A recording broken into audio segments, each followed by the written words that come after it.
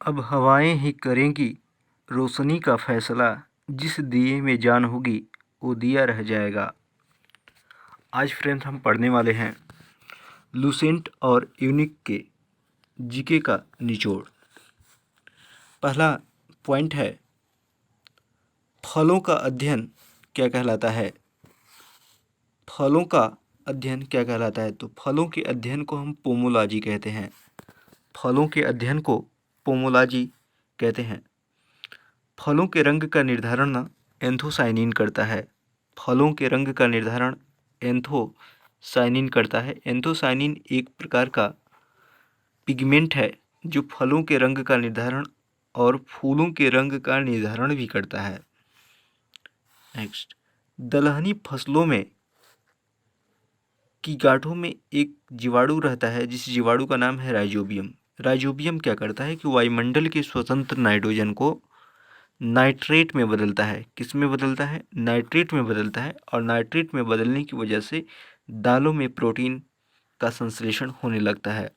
तो आप कमेंट करके बताइएगा कि दालों में कौन सी प्रोटीन पाई जाती है। दालों में कौन सी प्रोटीन पाई जाती है। नेक्स्ट, जंतुओं में होने वाला जो फुट एंड माउथ रोग है, इसका कारण विषाणु है। जंतुओं में होने वाला फुट एंड माउथ रोग, इसका कारण क्या है? विषाणु है, यानी विषाणु के कारण होता है। और विषाणु की बात करें तो विषाणु सजीवों और निर्जीवों के बीच की कड़ी होते हैं।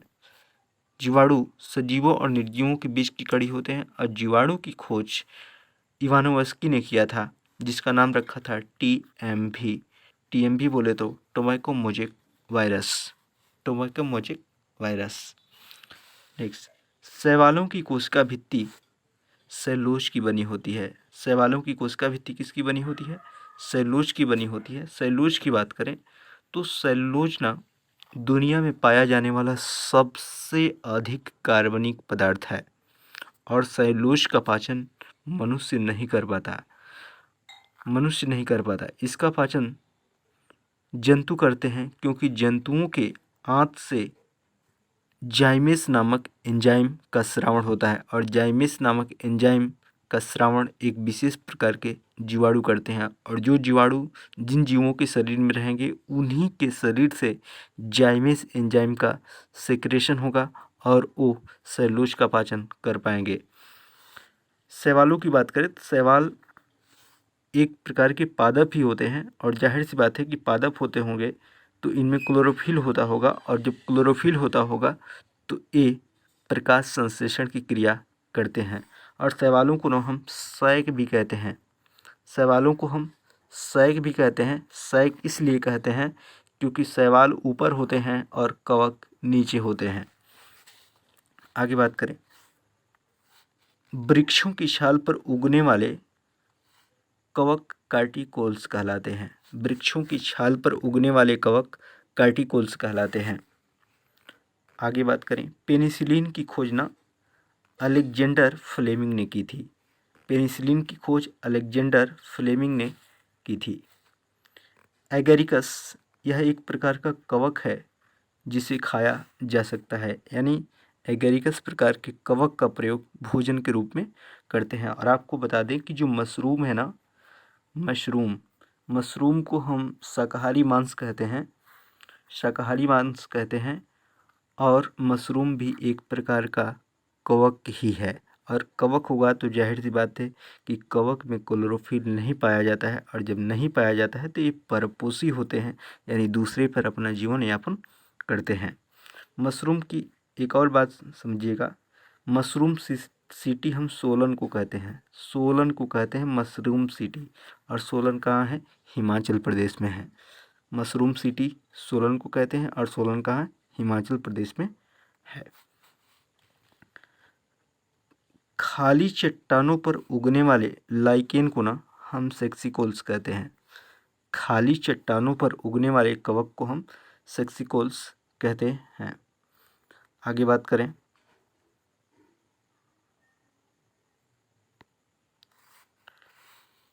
साबूदाना साइकस से प्राप्त होता है। साबूदाना किससे प्राप्त होता है?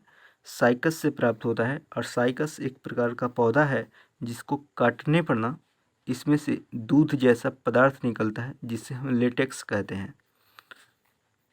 लेटेक्स कहते हैं, दूध जैसा पदार्थ निकलता है जिसे लेटेक्स कहते हैं, और इस लेटेक्स को कलेक्ट करके इसे सुखाया जाता है और सुखाकर इसे एक विशेष प्रकार की जनजातियों द्वारा लोहे के जाल पर रगड़ा जाता है, जिसके कारण ये गोल गोल होकर नीचे गिरता है और इसे बोरे में भरकर मार्केट में लाया जाता है। अर्थात साबूदाना जो है यह बीज नहीं है, यह बीज नहीं है, यह दूध से प्राप्त प्रोडक्ट है। आगे हम बात करते हैं। प्रकाश संश्लेषण की क्रिया क्लोरोप्लास्ट में संपन्न होती है। प्रकाश संश्लेषण की क्रिया क्लोरोप्लास्ट में संपन्न होती है। आप कमेंट करके बताइएगा कि किस रंग में प्रकाश संश्लेषण सर्वाधिक होता है। Next, centre for DNA fingerprint and diagnostic कहाँ है? तो ये है हैदराबाद में। कमेंट करके बताइएगा कि हुसैन सागर झील कहाँ है। हुसैन सागर झील कहाँ है? दूसरी बात कि हैदराबाद किस नदी के तट पर है? हैदराबाद किस नदी के तट पर है? नेक्स्ट पॉइंट, कोशिका की आत्महत्या की थैली लाइसोसोम को कहा जाता है। कोशिका की आत्महत्या की थैली लाइसोसोम को कहा जाता है।